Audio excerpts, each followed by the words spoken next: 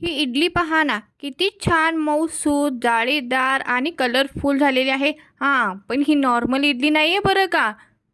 खूपच वेगळ्या पद्धतीची इडली आहे ही. तुम्ही एकदा करून पाहाल ना, तर नक्की म्हणाल, "रुपाली, तू याआधी ही रेसिपी का नाही शेअर केलीस?" चला तर मग वेळ न घालवता रेसिपीला सुरुवात करूया. नमस्कार, मी रुपाली. रुपाली रेसिपीमध्ये तुम्हा सर्वांचे खूप खूप मनापासून स्वागत. आता इडली म्हटलं तर चटणी तर हवीच ना, पण रोज-रोज ती खोबऱ्याची चटणी खाऊन देखील कंटाळा येतो. तर मग अशा पद्धतीची एक युनिक स्टाईल चटणी तुम्ही नक्की करून पहा आणि आवडल्यास लाईक करायला विसरू नका. चला तर मग वेळ न घालवता रेसिपीला सुरुवात करूया. आणि या रेसिपीची खासियत म्हणजे ही हेल्दी देखील आहे आणि मुलांसाठी हा हेल्दी ब्रेकफास्ट आहे. चला तर मग रेसिपीला सुरुवात करूया. इथे मी एक पॅन घेतलेला आहे. त्यामध्ये मी 1 चमचा तेल घालणार आहे. तेल छान गरम झालं की यामध्ये आपण शेंगदाणे घालणार आहोत. तुम्ही नॉर्मल कोणतेही रेग्युलरचे जे शेंगदाणे असतात ते घ्यायचे आहेत. छान असं याला मी 2 ते 3 मिनिटं हलकंसं गोल्डन ब्राउन कलर येईपर्यंत भाजून घेणार आहे. मंद गॅसवरती आपण हे भाजायचं आहे. नाहीतर आपले शेंगदाणे जे आहेत ते आतून कच्चे राहतात आणि वरूनच खरपूस बनतात. त्यामुळे मंद गॅसवरतीच आपण याला भाजून घेणार आहोत. यासोबतच मी इथे 1 चमचा हरभरा डाळ घातलेली आहे. त्यासोबत पुन्हा मी इथे 1 चमचा जी आपली रेग्युलरची उडदाची डाळ असते, बिना छिलकेवाली, छिलकेवाली घेतली तरी देखील चालेल. इथे मी बिना छिलकेवाली उडदाची डाळ घेतलेली आहे. ती देखील छान अशी भाजून घ्यायचं आहे. हलका गोल्डन ब्राउन कलर आला की यामध्ये 4 ते 5 लसणाच्या पाकळ्या, 1 सुकी लाल मिरची आणि 1 टोमॅटो घातलेला आहे. सर्व आपण हे छान असं खमंग असं भाजून घेणार आहोत अशा पद्धतीने आणि याला छान थंड झालं की मिक्सरमध्ये काढून घेऊयात. याची छान अशी बारीक अशी पेस्ट करायची आहे. खूप छान बारीक पेस्ट बनवायची आहे जेणेकरून आपली जी डाळ आहे ती दाताखाली येणार नाही. त्यामुळे याची बारीक पेस्ट करायची आहे. पहिल्यांदा आपण थोडंसंच पाणी घालायचं आहे. चवीपुरतं मीठ घालायचं आहे यामध्ये. आता आपली ही पेस्ट तयार झालेली आहे. यामध्ये आपण फोडणी देऊयात. आता फोडणीसाठी मी ते तेल छान गरम केलेलं आहे. यामध्ये मोहरी टाकायची आहे. मोहरी छान तडतडली की कढीपत्ता घालायचा आहे आणि 1 सुकी लाल मिरची घालायची आहे.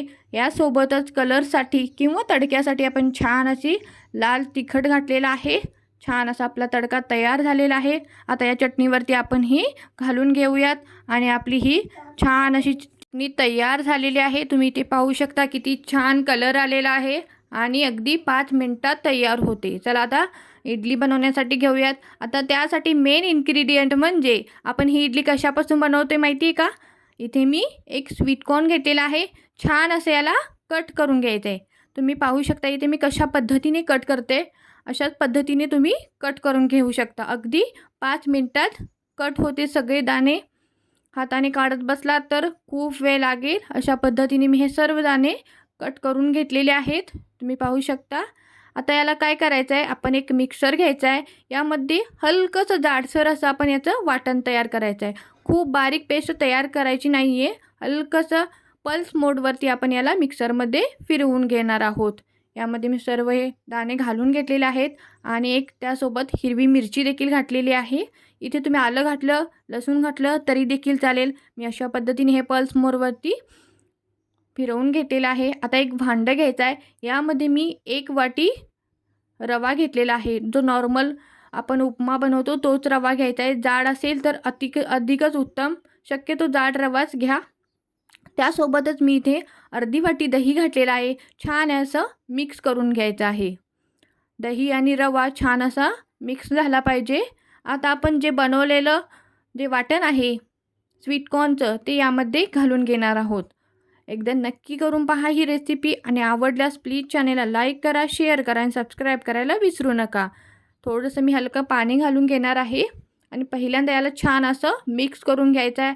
रवा, दही आणि हे बनवलेलं हे वाटण आहे यामध्ये छान असं मिक्स करून घ्यायचं आहे आणि आणखीन थोडंसं मी इथे पाणी घालणार आहे जेणेकरून आपला जो रवा आहे तो छान असा फुलला जाईल. छान मी हे मिक्स करून घेतलेलं आहे. तुम्ही इथे पाहू शकता आणि 10 मिनटं याला असंच रेस्ट करण्यासाठी ठेवून देणार आहोत. तर त्याआधी आपण इडली बनवण्यासाठी ना इथे मी पॅनला थोडं थोडं तेल लावून घेतलेलं आहे. तुम्ही ब्रशनं लावा किंवा हाताने लावा, काहीच हरकत नाही. मी ते हाताने छान असं सगळीकडे तेल लावून घेतलेलं आहे. आता आपलं हे बॅटर देखील छान असं फुललेलं आहे. 10 मिनिटं याला छान रेस्ट मिळालेली आहे. त्यामुळे रवा अगदी छान असा फुललेला आहे. आता याला छान तडका देऊयात. या तडक्याने अगदीच छान बनते पुन्हा ही इडली. आता यामध्ये मी थोडंसं तेल घातलेलं आहे.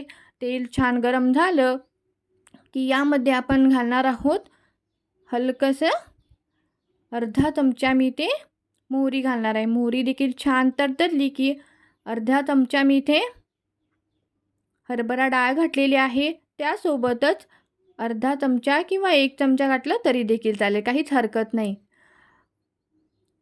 थोडीशी इथे उडदाची डाळ घातलेली आहे. कढीपत्ता घालायचा आणि छान अशी मंद गॅसवरती आपण ही डाळ भाजून घेणार आहोत. एक 2 ते 3 मिनिटं डाळ छान भाजायची आहे, नाहीतर ती आतून कच्ची लागते. अगदीच वाफेवरतीही शिजू शकत नाही. त्यामुळे हलकी अशी तुम्ही पाहू शकता इथे छान असा गोल्डन कलर आलेला आहे. आता हे जे मिश्रण आहे यामध्ये आपण ही डाळ घालून घेणार आहोत. छान याला मिक्स करून घ्यायचं आहे. वरून थोडंसं मी चवीपुरतं मीठ घालणार आहे आणि मिक्स करून घ्यायचं आहे. ज्या डाळी आहेत, हे बॅटर आहे, यामध्ये आपण छान असं मिक्स करून घ्यायचं आहे. खूप जास्त पाणी घालायचं नाही आहे, नाहीतर आपली इडली आहे ना ती फुलत नाही. त्यामुळे पाण्याचा खूप जास्त वापर करायचा नाही आहे शक्यतो रवा इडलीसाठी. आता यामध्ये मेन इन्ग्रेडियंट म्हणजे इनो घालायचा आहे.